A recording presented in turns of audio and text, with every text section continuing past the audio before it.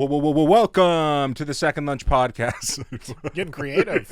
Yeah. So I keep thinking of that guy who's like, you guys don't have enough energy when you start. Somebody recently asked me if we were high when we record. I guess we sound that low energy. I was like, the only thing high is our blood sugar.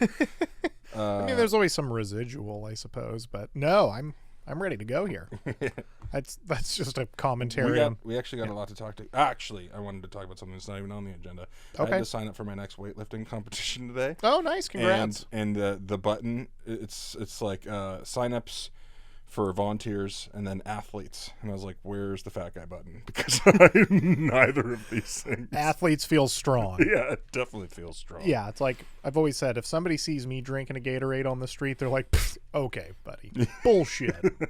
For what? For what? That's for what Michael Jordan-esque. Yeah, I just went down the stairs, so. Yeah.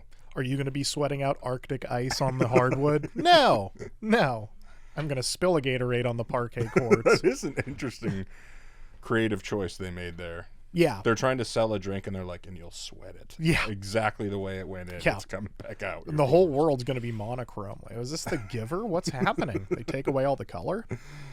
Okay. Let's talk about the important stuff. Recently saw Sesame Street live. Oh, cool. Where was that? Got it. We went up to Bellingham. Okay. Where did they do This it? was for Kendall, not for me. Mount Baker Theater. Well, it's for everybody. And, yeah, whole fam went. Me, all my siblings, mom and dad. Me, Katie, Kendall. We all wore Sesame Street shirts. Nice. And Kendall could not be fucking bothered at all. She just was. He wasn't even watching it. She was staring at it. It was one of those things, when a little kid is just like, "What the fuck is happening?" A little bit of a 1,000-yard stare. Yeah. I'll say this too. I did not expect to be able to buy beer there. It does feel. And I was like, you know what? I'm a good dad. I'm not gonna fucking get lit up at this show as much as I may want to. And then there was an intermission, and I was like, I'll be right back. Yeah. I absolutely need an IPA. Yeah. I actually bought 2 IPAs intending to pound one on my way back to the seat and look like I only got one. Then I was like, that's too alcoholic of a move. So I just gave the other one to my dad to kind of rope him into my shame so I wasn't alone. Just sapping other people's dignity. Yeah. Yeah, that does feel like a weird venue. Because a few years ago, none of the college football teams still sold beer at the stadium. And it's like, it's college kids, underage, but also they're college kids. Right. Like now they all sell beer. Feels at least somewhat appropriate. I will say Sesame Street's getting into the dubious realm of where beer should be sold. I saw enough other people doing it, or I was like, okay. Because I'm not going to be the guy. Because I've been the guy too many times at too many other things. Yeah, exactly. First guy on the camping trip, well, if you're judging people on a camping trip, that's on you. But yeah, I've been the first guy to open a beer too many times. Yeah. We went to a Aqua Sox game and Bluey was there. So all the kids could meet Bluey. The Bluey. Katie, yes. The Bluey. Katie pointed out I was the only person in line with not just one beer, but 2. And so I've been kind of watching my steps since then. You were trying to buoy up the per capita beer. You were trying to generate some fun there for everybody. I have to say, Sesame Street not doesn't translate. I would say Grover is probably the least appreciated of them all. He's pretty funny, but they were really forcing him on you. He was getting way too much stage time. Yeah, real Harpo Marx kind of a guy, where it's like really shoving him down your throat. And I have to say the premise, while easy to follow, just did not really carry. So the premise of the whole thing is that we're playing a really big game of hide and seek, but we're only seeking Elmo's dog, Teacup. Teacup is not its name. Tango. Okay. I thought you were going to say they used the wrong word. I think he's like one of those teacup dogs. Anyway, he's huge though, so that doesn't even make sense. He's humongous. He's bigger. He's almost as big as Big Bird, who was huge, by the way. I'll say that. The only time I've seen something and been like, holy fuck, that is big, was when I saw Shaq in person. That's the only... Big Bird, Cthulhu. And so then there's an intermission. I really didn't know they were going to tie it all together. How are they going to tie up all these loose ends? Yeah. How's Grover going to get out of this bucket of syrup? So the second half was really eventful. I do have to say, if I have any... 10 out of 10, by the way. The fantastic. I would absolutely go back. I think the beers helped. Okay. But yeah, I was gonna say your enthusiasm jumped up for the second act. yeah, for some reason, Yeah, this is a lot. it's far more exciting. It resonates a lot more now. I'll tell you what, though, I never did find out how to get to Sesame Street, and that brings some other questions. These people don't know how to get to their own streets. Yeah, like you skagged out or something. We're also trying to figure out where it was, just based on background clues. I reckon. Yeah, oh, they're in Toronto. I reckon somewhere around Brooklyn. I don't know why. I assumed somewhere near Brooklyn. And my brother's like, well, look at the bridge in the back. How's that not San Francisco? I was like, San Francisco doesn't have a fucking subway, dude. Are you kidding me? Yeah, well, and I mean, New York has plenty of bridges, although I don't know about like a suspension bridge. I'd have to see it right now. But, you know. Brooklyn Bridge, that's what I was thinking. Yeah, but all of that said, like, for when the show started, the sort of, you know, I think Oscar living in the trash can really was a reflection of 70s Brooklyn, certainly more so than now. Now Brooklyn pretty pretty gentrified. He started out orange, like on the original Sesame Street. And I'm not sure. Green makes so much more sense. It does. I'm not sure if the color change was gradual, if they're like, well, he was an orange man when he went in. Yeah. But he's since greened from all the garbage. Mildewed up. Or if they were finally just like, yeah, green makes more sense, and just abruptly made the change. Yeah, orange is strange. And like Beaker over on the Muppets, he's already orange, so. Yeah. I was thinking, what if Sesame Street's really just like Area 51? It does exist, but you ain't getting there. Exactly. Big Bird's a real guy. Yeah. They don't even realize they're there. He's like 68, you know. It's definitely a controlled group of mutants. I can see the government keeping them from us, but they're actually letting us see, but only through a children's TV show. Yeah, then they round them up and put them back in the cells. Mm-hmm. You'll get another bowl of porridge if you get back into your hole. Bleak times on Sesame Street. Okay, Sesame Street Live, fantastic. Definitely check it out. I was thinking back to my years as a young lad, as a young schoolboy, and I realized there's a lot of times where people were really trying to get me under control. And one of the things that they tried to do for me was when I was in 6th grade, which was still grade school for us. It was K through 6. They did morning announcements every morning, and it was usually just like the lady at the front desk when you walk in, you know. But they decided they were going to have me and another actual good student do the morning announcements on the intercom. That in no way sounds like it was an attempt to control you. I think in other they were instances, trying to. No, I think they're trying to entertain themselves. Funnel my energy. Maybe. No, you think? then yeah, because if you want to, no, you shut the kid the fuck up. You put him somewhere that he can't be seen or heard. You don't give him a microphone. Well, I think they're like, well, maybe he'll get it out in the beginning of the day if he gets to go do the morning announcements, and he'll chill the rest of the day. It's like a diesel engine, dude. I look back now it's on just it, rolling. I can't figure out why they gave me a microphone. I proved later that year, obviously, when I asked that girl out at 6th grade graduation, and she ran out crying. Don't do it. I mean, you can't all be winners. I'll say this. I've read stories about, like, you know, teachers deliberately like, oh, those two have a crush on each other. Like, I'll put them at the same table together. Like, things like that where it's just like, some of this is my own, you could call it goodwill, but you could also call it, like, personal entertainment. Oh, dude, you know? She had a crush on me, and I did not get it. She lived in my neighborhood. We rode the same bus. And I remember one summer she invited me over to watch Ace Ventura. Does it get more romantic? Chris, look at the fucking signs. Yeah. Open your eyes. She's hitting all the boxes here. She brings me over. I remember it was when Dan Marino came on the screen, which was a good time to make a move on me, if I'm being honest. And she started, like, putting her arm around me. And I was like, do you not have enough space? That was what I thought. I thought she didn't have enough space on this completely empty couch. But anyway, yeah. Oh, also, when I was in 8th grade, I made a girl cry on site. We had it was called Round Table because we were the knights. So they were, you know, knights of the Round Table. Stupid. Anyway, yeah. But it was like homeroom, basically. And this girl was told that she had to sit next to me. Like, the 7th graders came in and we were told where to sit. And she was told she had to sit next to me. Immediately burst into tears. I'm wondering if you forgot some horrible thing that you said. I just had the N-word written on my head. Like, whoa, not that guy. Admittedly, the binder had a massive swastika on it, but I was breathing really heavily. It was after PE. What do you want?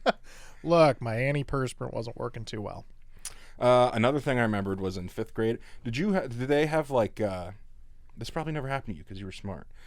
But when I was in 5th grade, once we finished, everybody learned their times tables, we got to have a pizza party. And when it got to like a couple months into the year, the kids who still didn't know them would be taken out during the less important lessons of the day to have like one-on-one time with the teacher to work on them. Which, when there's a pizza party hanging in the balance, is really frustrating for the other kids who know what's fucking going on. And I was one of the last kids. And so I just remember being like, fuck, dude, Chris, if anybody wants the pizza party, it's you. Like, you've got to get your fucking head in the game here, man. But being singled out like that, Yeah, really need to fix the education system. Yeah, well, I mean, I think one thing that's tough, particularly elementary school, I remember when we did math, like as we moved along, you know, we had different groups, because if you're in high school or particularly college, you know, there's levels to it, so to speak, like different, oh, you're in honors math, or this is 101 versus 102. Elementary school, you're all just in 4th grade together. Like, unless you go to a school, and there were schools in my area, but that's not one I was at. So it was like, you know, math groups 1, 2, and 3. It's like, you know, you're a 3, or you know, you're a 1. This is not, you know, there's no very transparent system we got. Do you remember learning your times tables? No, not really. I mean, we had them on a peachy folder. Was there a number you remember like fucking you up and it was like hard for you to get for a while? No, just because of the peachy folder, I just stared at that thing for a while. And that's so fucking annoying. I couldn't do 9s. 9s was the one I got hung up on. See, 9s was easy for me because it was always just moving one number from the right to the left. You know, it stays the same thing added up. You know, when you go from 54 to 63, still adds up to 9. That's not how I got it.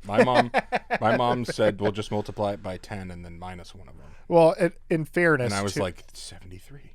That is also a great way. And in fairness as well, my method, you know, works up till 90, then you get to 99, and then you got to like reset the framework in your mind. But no, I will say the only one I can remember was 12s, just because 12s, it's like, you know, you get up to like 120 and you're like, where are we going all the way up to 144? This is bonkers.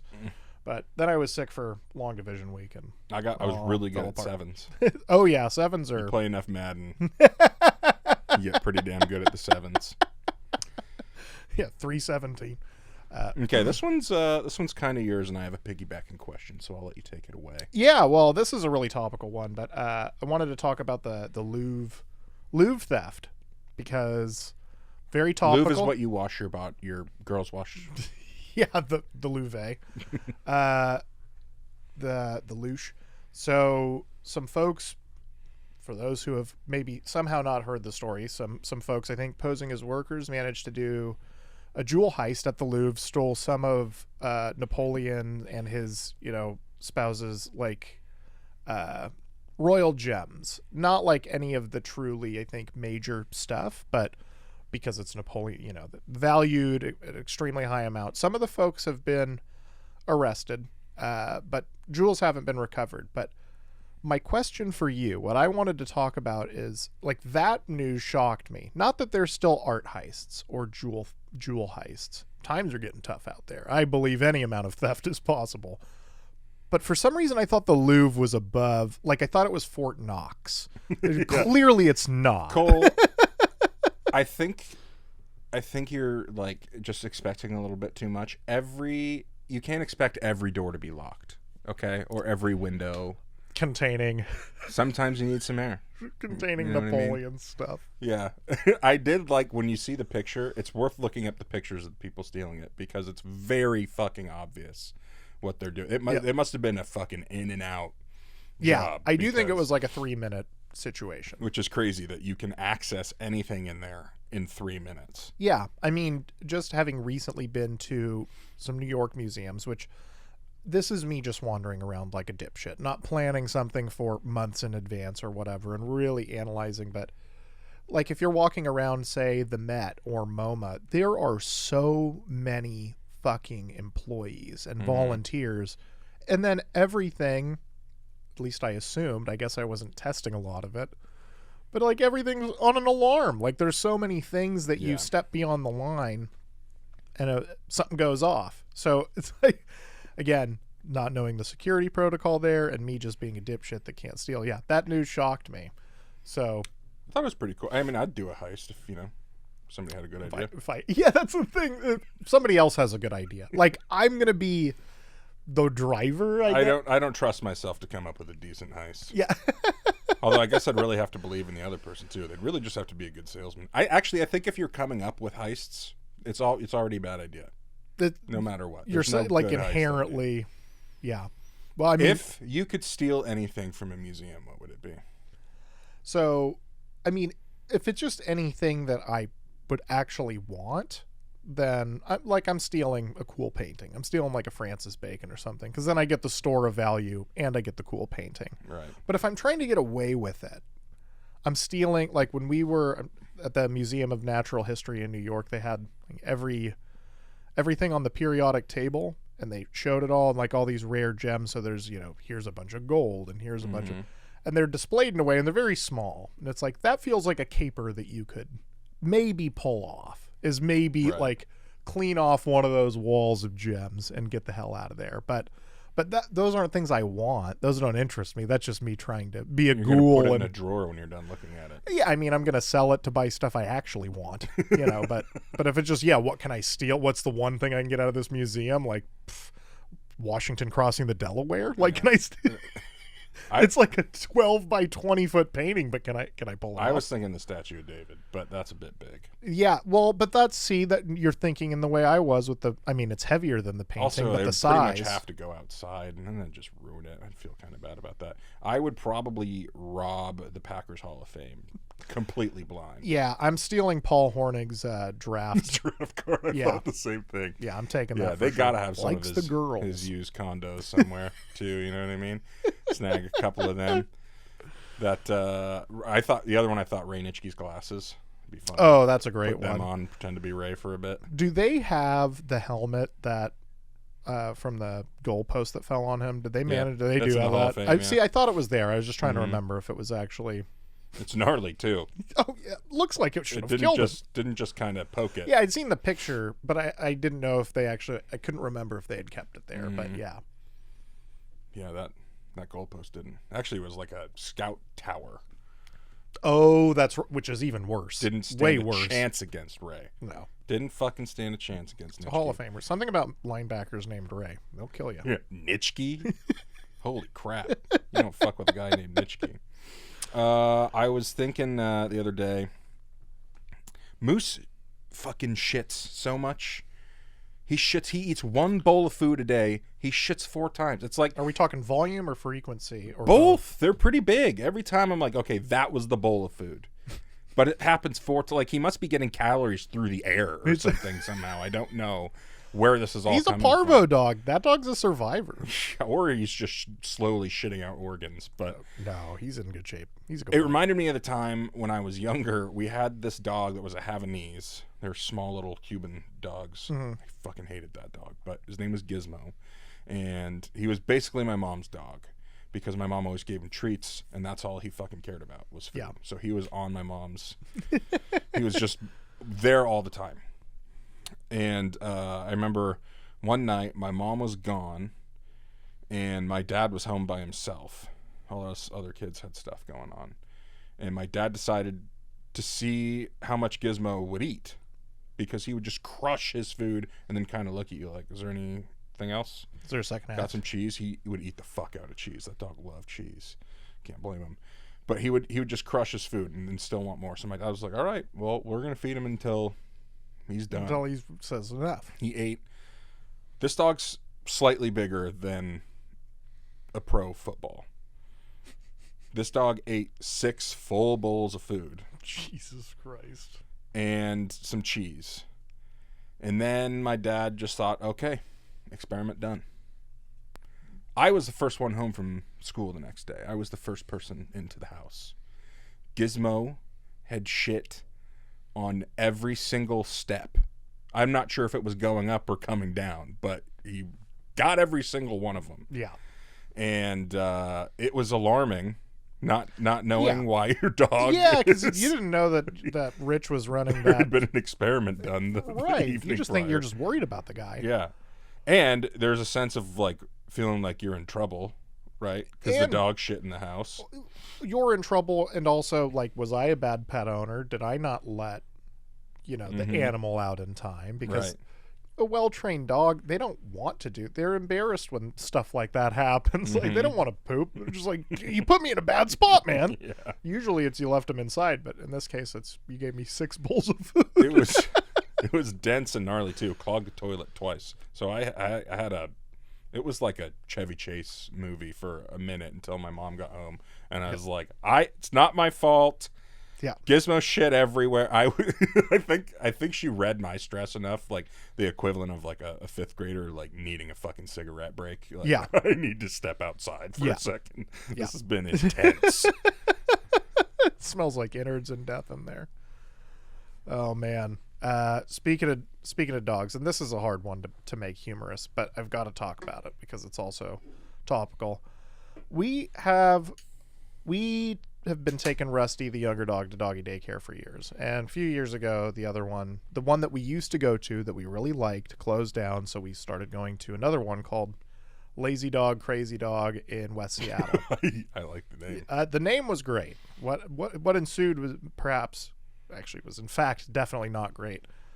Didn't even know what had happened, but this week Ashley took him in on Tuesday morning, and this is like on her way to work, and it's like 20 minutes away from the house, and it's just closed. So she has to like take him around with her for a while because she was expecting to drop him off. So we get home and it's like, okay, like, can we book him for later this week in advance? And when we searched it, it turned out that some piece of shit that they had hired at the location we take Rusty to had like kicked a dog multiple times, and the dog died. And the guy has now been charged with a felony. Jesus Christ. This is a comedy podcast, Ew. Yeah. Yeah, sorry. Hold on. Say it again. Say it again. Kick the dog. Dog died. Yeah. Hit him really hard. But I was thinking to myself, as far as the business model is concerned, that has to be the biggest imaginable failure. That's like the fireman that burned down the firehouse, right? You had one job. Keep the guy alive. Yeah. Like, even if he smells like poop on the back end, I'll be like, Jesus, right? At least he's alive. But yeah, it's like, hey, just don't kick the dogs. I would have thought that was everything here looks good on the resume. Just, do you kick dogs? Yeah, or... was this part of the interview process? Why would you get a job at a dog place if you know a dog could irritate you to the point where you would be violent? The guy's excuse was the dog knocked something over. So have you ever been around? Have you ever been around anything alive? Like, dude, I've knocked stuff over sometime. I'm a big galoot. He would hate Katie. He would be kicking the shit out of her. Yeah. Jesus Christ. Holy hell. That is so it was a place shut down permanently? Yeah, it shut down. There's a location in Ballard as well. So we're figuring out what to do with Rusty. But yeah, I was also really pissed because their statement was something like, due to like the death threats and like, some of the complaints, like, we don't feel that we can run this business safely anymore. It's like, it's interesting how you've put the onus on us. Not that I sent them death threats, but weird that you don't know if they got them. We're being blamed for your shutdown. The verbiage here takes no accountability or ownership for the fact that you hired a person that murdered a dog and is now charged with something that could throw him in prison for 5 years. Or the person who murdered the dog is one of the owners. No, this guy's like 20, and we know who the owners. Like, unfortunately, at least some of it's on film. Like, this is now, he got arraigned. Like, this is all very public news. It was on King 5 as well. So this is not just me sharing like something on a neighborhood blog. This is making city news. More like Lazy Dog, Dead Dog. That one doesn't have a good ring to it. That we'll see. We'll see if it plays. But yeah, so very wild way to lose. See, the last way we lost our doggy daycare was they partner with the animal rescue. It's the same company, and the animal rescue needed more space. And so even though we lost our doggy daycare, it was like, well, it's more space for the animal rescue. They had to repartition the building to give them more space. It was kind of a good reason to lose your daycare. This, I don't think I can frame it that way. This guy either had a hell of a leg on him, or it was a pretty small dog.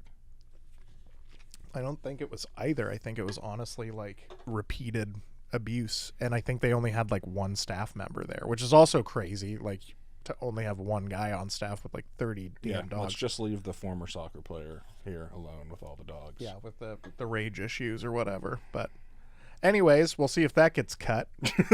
Chris will have to listen back to that. I thought it was hilarious. Anyway, you just cut it where everything's removed except for, well, enough about the dead dog. Oh my God, what did they remove? I'm gonna cut it right after the boom-ch I did earlier. Christ. Oh Lord. Okay.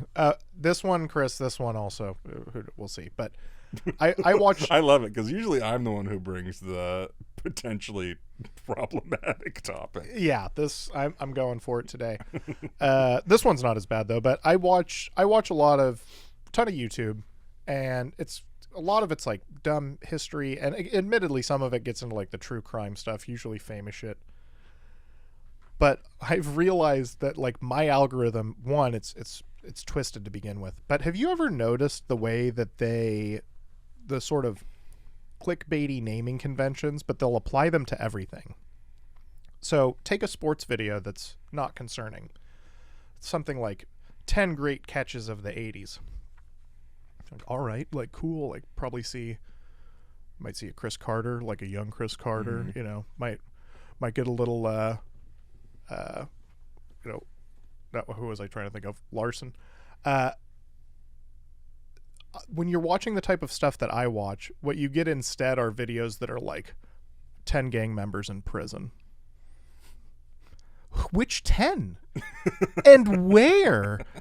And like that's the extent of the parameters I'll get. It'll be like 5 murders in the Pacific Northwest. Boom, click. That's me for sure. But, I'm getting those ones. But with no defining, it's like, so you click on one, you're like, well, this is 3 of the things that I've already seen. And then sometimes it's like most tragic roller coaster deaths. I'm glad I'm not the only one getting those. Yeah, I've watched too many of those. Those ones are especially weird because like you expect most fairgoers to at least be like normal people. Like, how many times have they made you watch the kid dying on the Schlitterbahn? I don't know if I've actually watched that, but I always end up watching them, and I'm like, it's one of those SpongeBob days where I just watched something dirty. I'm like, gotta wash it off with some SpongeBob. SpongeBob's doing a lot of heavy lifting.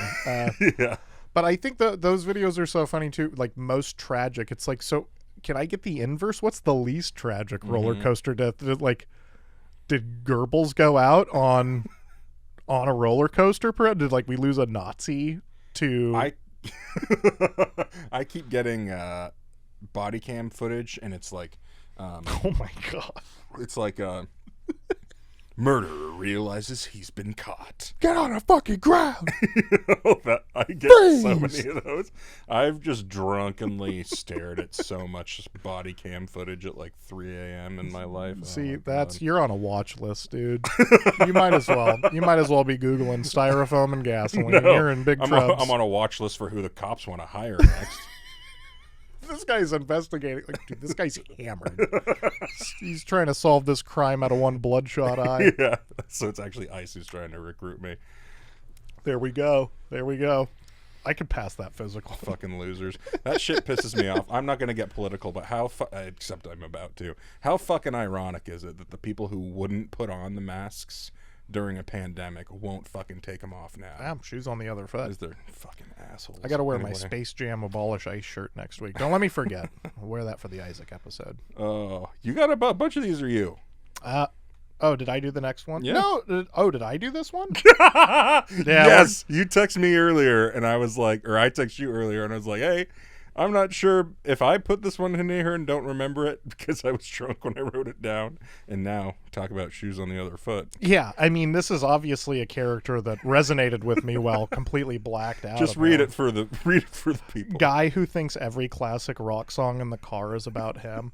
And for some reason, the only thing that's coming to mind is Running on Empty. Like, when you play that song for your dad, you just see the glint in his eye. Like, yeah, that guy's remembering some times. Fuck yeah. Fuck yeah, I am. There's just a pair of tits in his mind or whatever. Whatever his vision of the past was, that where things were great. Cherry pie. Jesus Christ. Of all the things to think that's about me. Pour some sugar. Yeah. You could name any song that's your autobiography, dude. Like, what would it be? Dude, Sweet Child of Mine. What? Excuse me? Well, something by Jen, all right? Some 42-year-old truck driver is like comparing himself to slinky 20-year-old Axl Rose. All strung out. Well, just shows it's all in the eye of the beholder. Well, I'm glad I didn't suck up too much time with that one because I didn't remember anything about it. We'll see if it was still funny enough to make the cut. Oh, probably. Let's do some headlines. Got to keep the folks educated. Bananas in pajamas kidnapped and held for ransom by mafia. You familiar with bananas in pajamas, Cole? No, this was news to me. So these were a couple of bananas that were in pajamas. It was a children's television program. Where were they raised? I think it's a British show. Okay. Actually, I'm not positive. But so some weird name like Upton-on-Trent. In a bizarre episode from the 1990s, so this is really recent, the beloved Australian okay. children's show Bananas in Pajamas collided with organized crime when the original B1 and B2 costumes, that's what they were called, were reportedly stolen by the Russian mafia. That has to be the scariest mafia in the fucking world. The Russian mafia that's in Australia? I think they were traveling. Oh, okay. And so the Bananas in Pajamas got outside of their comfort zone. During a promotional tour in Moscow. Mm-hmm. Moscow? That one's Moscow, right? The one in Idaho is Moscow. I think that's right. Okay. Actor Kenneth Radley, who played B1, recounted how ABC's head of marketing received a ransom demand of 100,000 Australian dollars for the return of the outfits. ABC in Sydney countered with an offer of just 20,000, which was the cost of manufacturing new suits. That's bananas. Yeah, that's the part that's the real takeaway. Also, how motherfucking famous are these goddamn bananas? You don't recognize those bananas? Not really, no. I mean, I have to say, blue striped pajamas is poor taste. Okay. Okay, let me ask you. Clearly, that's an Argentinian jersey. All right, are they hide Nazis in the rat lines again? Okay, I do have a question though. If you were to steal like a famous, we were talking about Sesame Street earlier, like you stole Elmo, like what can you fence or ransom Elmo for? You can't. But the problem is you're in a losing. This is my thing. They still haven't recovered the suits. Well, this is my thinking: is you can't exactly sell them. You have to know somebody personally who wants those really fucking bad. Yeah, like a targeted theft for a predetermined buyer. Exactly. Not like I know a guy that's got these suits. Oh yeah, I might want those suits. Who the fuck wants those suits? Yeah, you don't want word of mouth. You certainly can't put it on eBay. Or your hose. Oh, my buddy Snake wants these. Mm-hmm. Oh, your buddy Snake is a collector. Yeah. Jesus. It's Snake 6969 on eBay. But they were willing to do business. I mean, that's a decent negotiation. Like, yeah, I'll give you 20. Like, you know, if they had come back with 30. But now you just have these fucking suits. I do think it's really funny that that's what they picked. Where they're like, well, this is how we, this is the big one. Yeah, for sure. That's like the guy trying to impress. You know how you have to, like, you know, win your way into the gang via initiation. You gotta, like, beat the shit out of a guy or kill somebody. Like, this is the guy, like, trying to be like, yeah, man, I'm finally gonna get into the Slav gang. I'm gonna get my own jumpsuit. All I gotta do is get 6 figures for these 2 banana costumes. I feel like this was the type of thing where they were out on the town. Oh, you just opportunity struck. This wasn't like a big planned I think there was caper. a lot of vodka involved, and then they took the fucking suits because it was hilarious. Yeah, and then they're like, let's see if we can get 100,000. Let's see what we can do, yeah. Let's see what we can get. At that point, I would have taken the 20,000. That was pretty good. I do like the idea, though, of them not even really planning it, and then maybe not even needing the money that bad, and so for 20,000, they're like, I'm just going to keep the fucking suit. Suit's actually pretty rad. Listen, I'd pay at least 5 for the suit, so I'm just gonna Sounds keep like the you'd suit. pay at least 20 for the suit. Yeah, I guess so. I mean, assuming this was a 10 per. 2-man, yeah, I was going to say 2-man job. That's still 10. Okay, a $12 million lottery winner ended up as a garbage man again. Well, this is a tale as old as time, right? This guy fucking rules, though. He did it right. He quit his job as soon as he won the lottery. Yeah. And blew all of his money, literally, on ladies of the evening and blow. And fuck it, man. If that's what's in your heart, go crazy. I mean, I'm glad he survived it. It is one of those old stories. He did say he didn't regret it, but I hate working so much. You know, it's like you'd want to kind of drag that out a little longer. Yeah, I mean, especially if you were a bin man. Not to like get into the math of it too much, but it's like the S&P 500 returns like 6 or 7% a year. You're gonna have some better years, you're gonna have some worse years, but like you can basically rely on that. It's actually better than that, but like you can comfortably count that. You put 10 million, because it says here $12 million lottery. $10 million, that's like 600 grand a year. That's still plenty of blow and ladies of the evening. That's gonna be a lot of blow. I know. That's I imagine it had to be multiple women at once, right? And there's also got to be. I've never done that, but from what I've heard, that doesn't run as expensive as you would imagine it does. No, the blow is also getting shared there at a high clip. There's a lot of other, because he went through what he thought was a month's worth of blow in one night. Yeah, it turns out that was 12 months worth because you had 40 people there. Yeah. So, yeah, I mean, respect, and I'm glad he survived. But this is what would happen to me. If I won $12 million, every time I have money, it's gone. That's just why when I get my money, I just give it to Katie. I'm like, all right, I get the stuff I got to get, give the rest of it away, because otherwise I'm going to spend it on something fucking stupid. In fairness, though, a lot of the things that you've acquired are things that at least have some sort of asset value. You're not going to resell your cocaine and prostitute experiences. You can't put that in a fucking box and sell it on eBay. I'd be like my neighbor and just have 40 fucking shitty cars. Yeah, exactly. I mean, even a bad investment like, I don't know, Jamarcus Russell jersey, like somebody will buy that for $10. You can't resell spent cocaine. Yeah. That's just gone. Yeah. Oh, all right. Yeah, only 2 today. We have a very full agenda, so that is it for headlines this week. Cole. Yeah. This is an interesting Gucci or Greasy. You changed this one on me. I thought we were doing. We can do the other one as well, but this was in my heart today. Okay. And since I thought of it today, that we should go with it. Gucci or Greasy. I just like to say it, which is part of the reason why. Yeah, I don't even know if I know what it is. Glob jamun. You know what a glob jamun is? Mm-mm. It is, I think it originates in India, but it's an Indian dessert. It's basically a donut hole covered in like syrup and like syrup-ish. The flavors they use are odd, like saffron, and just doesn't seem desserty. But I'm going to say Greasy on the glob portion alone. You're okay. We're going based on just the name, because I was gonna say, like, unfortunately, Chris, it sounds amazing. I've had one once, and I don't really remember what it tasted like, other than the fact where I was like, oh, yeah. I understand that this is in a different language, but we need to have call it Big Tasty, or there are certain foods where you just hear the name and you're like, I don't know. I like that. jamun. Yeah, jamun does sound like a good time, like a rockin' good time. Glob. You know what? I'm changing it. That's a great name. Glob jamun. I want to name my. I'm gonna remember cat that. Glob jamun. We like him when he's jamun, not as much when he's glob. Okay, Gucci or Greasy?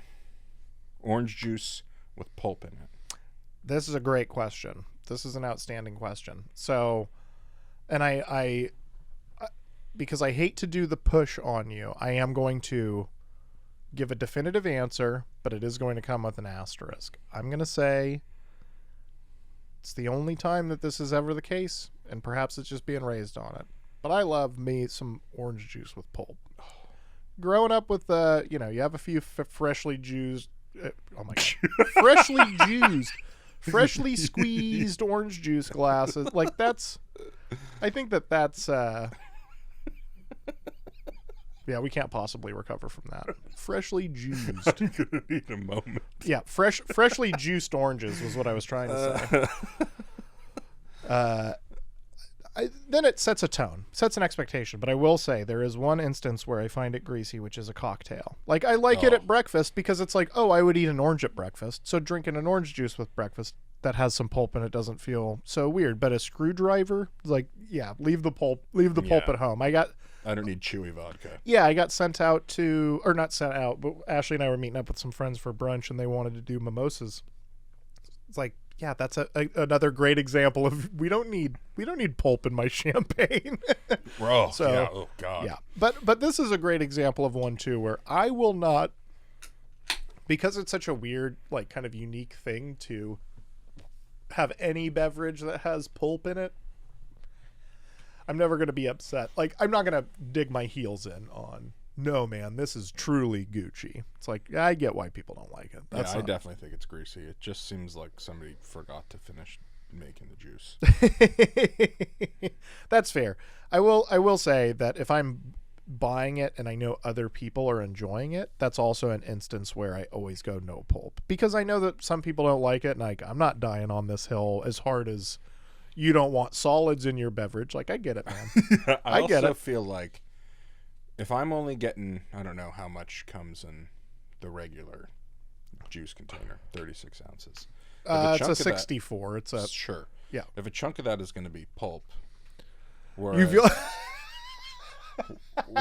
without pulp it would otherwise just be the juice, which is what I'm buying. It should be in a bigger container. I don't know. Give me the pulp. Don't get me wrong. There's some really pulpy orange juices out there, but it is funny to consider, like, to really measure up how much juice volume got taken up by your pulp. It's like wondering how much sandwich space got taken up by the mayonnaise. Like, I mean, some, but like, you know, I should hope it's not too much. Yeah, that's usually more of a lettuce concern, but I see where you're going. Yeah, fair. I will say, Simply Orange, if you get their high pulp, they do have that's a solid pulp. One. Yeah. There's high pulp, there's normal. Yeah, there's... Oh my god, I didn't know there was degrees of pulp. Yeah, there's low pulp and then there's none. Yeah, like Florida Natural, I think they got 4. I bet every time they're boxing up the high pulp, they just go... Look at these suckers. Yeah. Look at this Cole guy eating his juice like a fucking numpty. Yeah, fair call out. But yeah, I do like it. I do like it. Something about it that makes it feel like it's kept more fresh. I think what it is that I've had some no pulps that almost taste like Sunny Delight. Yeah. And then it starts to like fuck with your brain. Well, yeah, because then you get some that are like too thin and you're like, wait a minute. Yeah, exactly. Like, do you guys water this down and like add sugar to it? I bet that's what happens. They're like, well, we know we took the pulp out and what was previously 20 ounces is now 16. So we're going to have to add 4 ounces of water. Dude, well, don't get rid of the pulp. Give it to the high pulp guy. Bastards. Extra pulp, you know? You got a guy over here. I wonder how the pulp trade's going. He says he likes it. He says it's Gucci. Put your fucking money where your mouth is. I like the concept of them taking out all the pulp first. and then putting some back based on how much pulp you want. I like, apply that to milk. Like, we go fully skim on everything, and we add the fat back into the whole milk, put it in the centrifuge. All right. So, Wikipedia today, it is almost Halloween. So, I want to talk to you very briefly about I wanted a spooky category. So, we're going to do the Circleville letters. So, you know I'm easily scared, Cole. I think that the comedy should carry us through the spookiness, I think. Well, potential comedy. What? Does a dog die? It's kicks the shit out of him. Oh, geez. Yeah. Is this thing on? It's like that guy doing the Robin Williams jokes. Oh, God. Oh, God. Oh, geez. Let's move on. Okay. So this is a very small town in Ohio. I think even as of today, it's fewer than 2,500 people. Starting in the late 70s, residents opened their mailboxes to find mysterious letters meant to terrorize them. So here's like an example of one letter. You have been watched. Failure to comply and you shall suffer. No one can help.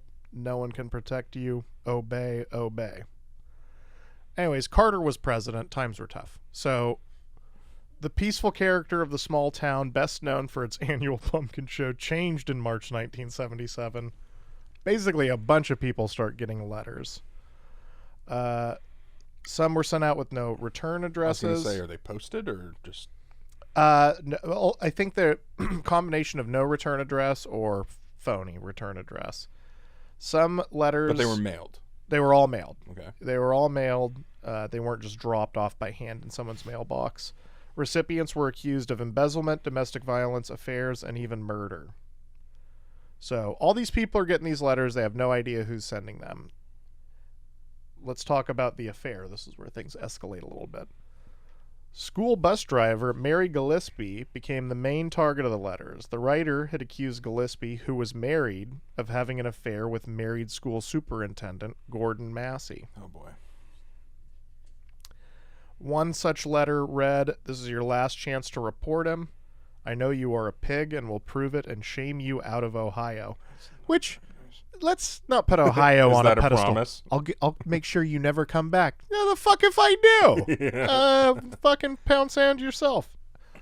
So we don't have to keep reading that. So letters were going to Mary. They were going to her husband. One of the letters told him you should catch them in the act and kill them both. Things are escalating. This has to be from the superintendent's wife. Interesting.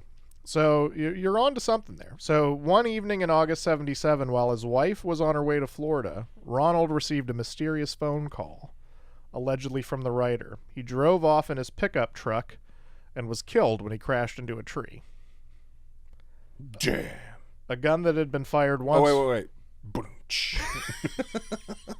Dog. You did say... Wasted. You did say the comedy would carry us through. So I'm just trying to make sure the people know where the punchlines are. We're just keeping it lighthearted. Professional comedian here. Happy to help. Just a gun that had been fired once was found under his body, raising the question if he had been firing at the letter writer. The coroner ruled Gillespie's death an accident, but others suspect he was murdered. He was 35 years old. Dang.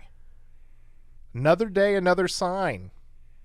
Mary always denied having an affair, but that's when the threats escalated. February 1983, it's now been 6 years since her husband has died.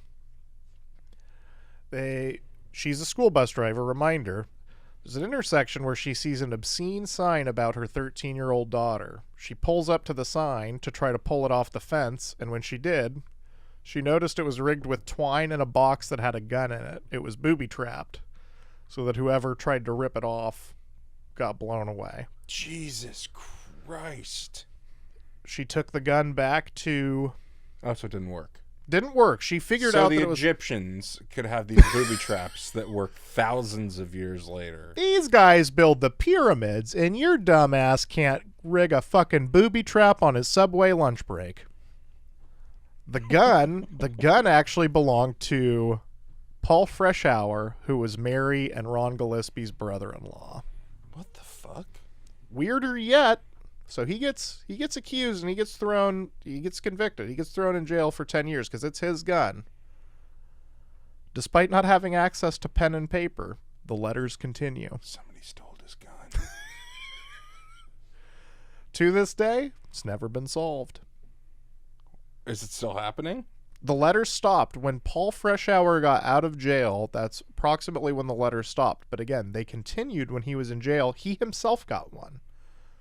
So the letter to him says, "Now, when are you going to believe you aren't getting out of there? I told you 2 years ago. When we set them up, they stay set up." All right, well, kind of a mic drop there. So where was the comedy you were talking about? I like it. Allegedly, like Ohio. it. No, we had to keep it spooky. Big punchline. Ohio. No, we wanted to do a Wikipedia this week that was nice and spooky. Could maybe generate some conversation. I'm spooked. Letters? Ooh. All right, there's the comedy. There's the comedy. See? You just had to believe. Yeah. Me pretending to not care about death threats. Whatever. Take it or leave it. I get it, man. Okay. All right. I think we've got a few this week in histories, and then we'll call it. So even though this is Halloween episode, we do have some this week in histories that are a little which is more actually mid-month. last week in history. True, very good Because point. we delayed a week. So October 16th, 1736, mathematician William Whiston's predicted comet fails to strike the Earth. What predictions have you been thrilled to be wrong about? Well, the Rapture, Yeah. primarily.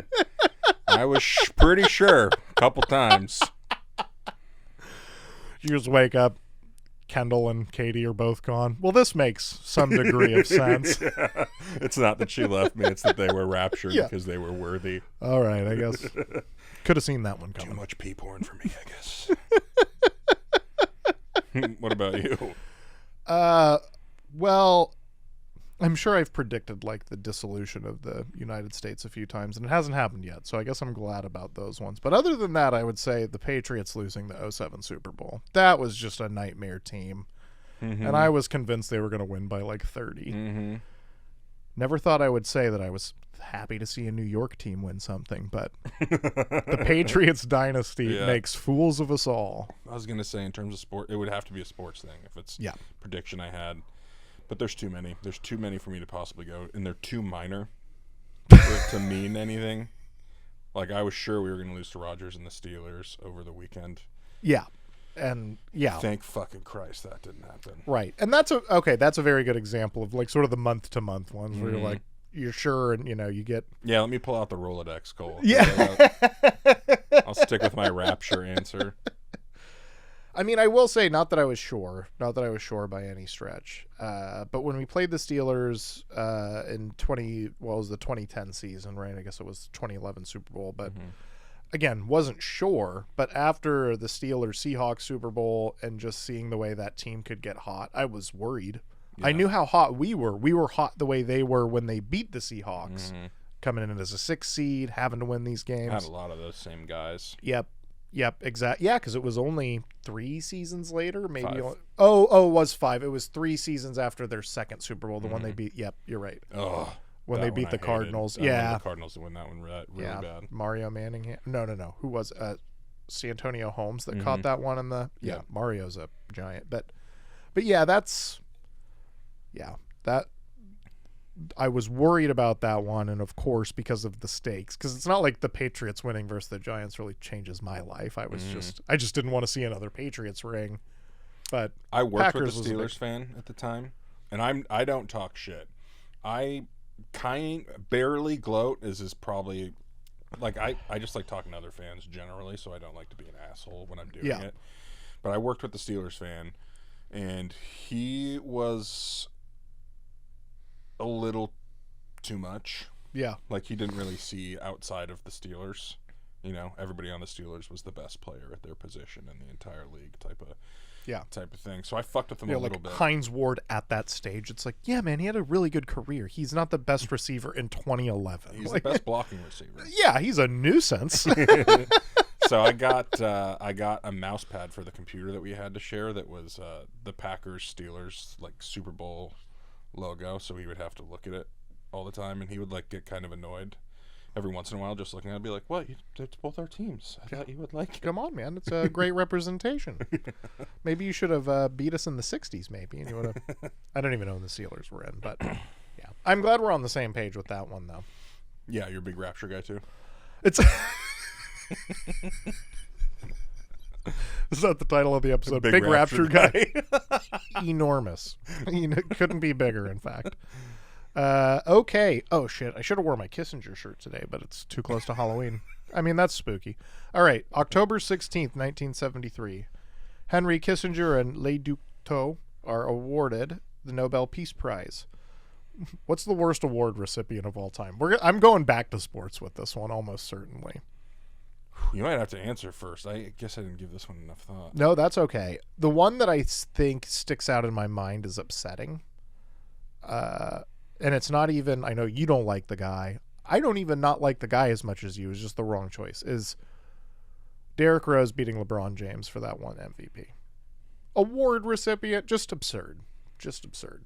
But but I'll also say Derrick Rose. I think it was Sean is a terrorist. If you ask me. Sean. I think it was Sean Penn beat. Did he beat? Damn it, I'm forgetting his name for the wrestler. That was one I was disappointed by. It's like he's not going to get another.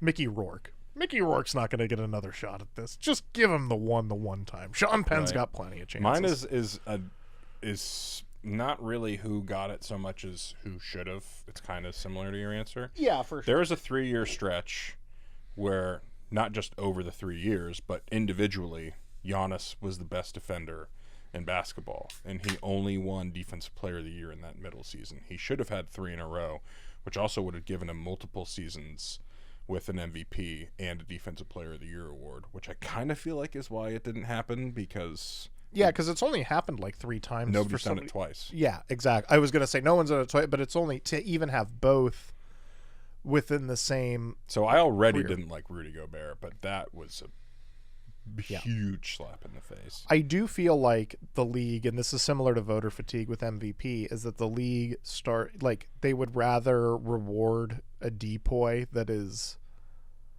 or defensive MVP, like that can't do anything else. Yeah, exactly. Like which is this the guy's opposite. All defense. The opposite of Gold Glove in baseball, where they love giving it to an offensive guy. It's like, oh no, we'd prefer to give it to Rudy Gobert or and this is a great defensive player, Ben Wallace. Like I love Ben Wallace, but he probably averaged like... That's what he brings to the table. Yeah, he probably averaged 9.5 points a game. Mm-hmm. Like, and they would prefer to give it to that guy other than... Like, even Gary Payton, who for many years was probably... I think he got the depoy 1 time.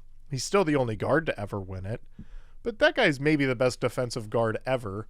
So Sidney Moncrief's up there. Defensive point guard. True point guard. That's crazy. There's only been 1 guard to win. Yeah, one true. Yeah, because Moncrief was still mostly small forward, right? Like point guard, shooting guard. Oh, he was. Okay. Well, I wonder why they say... Yeah, so I guess he's the only true, like, just a point guard to win he primarily played the 2. Yeah. So yeah, that's... I do think that because the glove could score, like, 24 a game, that... you look for other guys that, well, let's give it to Bruce Bowen. I mean, I guess. He is really good, but also, come on. Definition of a 3-and-D. Yeah, for sure. I think I've even talked about it on the show, but I told you about the time Bruce Bowen and I had an exchange. I was at a Sonics game. My dad got tickets when they were playing the Spurs, and we're in, like, the 3rd row on the baseline. And I'm wearing a Rashard Lewis jersey. And even then, I think I was in 8th grade, but I was big. I've just always been big. And so I stick out a little bit. And Bruce Bowen, after half, he's warming up right near me. And he says something in my direction, and I was not expecting an NBA player to be talking to me. And so I ignored it. And he said, "You're ignoring me, huh?" And so I looked at him. And I realized he's looking right at me. And I went, "What?" And he's like, "I said I'm shutting you down tonight." And I looked up the scoreboard. I said 13 points. Which is what Rashard had at halftime. Yeah, I was going to say, like... And he just laughed. And yeah, it's pretty good. I don't think he expected that. I also, that feels more like Bruce Bowen just trying to have like some fun with some fan, like probably not trying to really start shit. He's just like, I'm just gonna rib this kid even if I haven't held Rashard to 4. Like, I'm just gonna try to get a rise out of the guy. Because Bruce Bowen, admittedly on TV, like even as a Spurs player who I did not like, always seemed like fine enough guy. Yeah. All right, we're almost done here. Very close on time. October 20th, 1803, United States Senate ratifies the Louisiana Purchase. What is the smartest purchase you've ever made? Every beer purchase. It's always been necessary. Every single one. Not a single one was a mistake. No, the tequila purchases are usually the mistakes. That's true. It's better to blame it on the higher octane. You don't want to you blame it on the beer. It can't possibly be this bread I'm drinking. Then Ashley's like, I want to take the beer away. No, it's the tequila's Whoa. fault. Yeah. Hey. I ate too many pizza rolls. Let's take those away first. If I'm being honest, it might be my Bronco. That's a good one. Because it also meant me pivoting from a Mustang, which is just like I have an infant. toddler now. Yeah. But it was just like that was never It's a much more convenient. Yeah. much less likely to die in vehicle. Best purchase would be something like the house. Whatever, who cares? Dumbest purchase that I'm most proud of, buying an original pressing of Guided by Voices propeller. Thank you, Nick Kirshner, if you're listening to this one. You made that happen. All I had to do was give him a briefcase with handcuffs, so he could bring the record back from Detroit.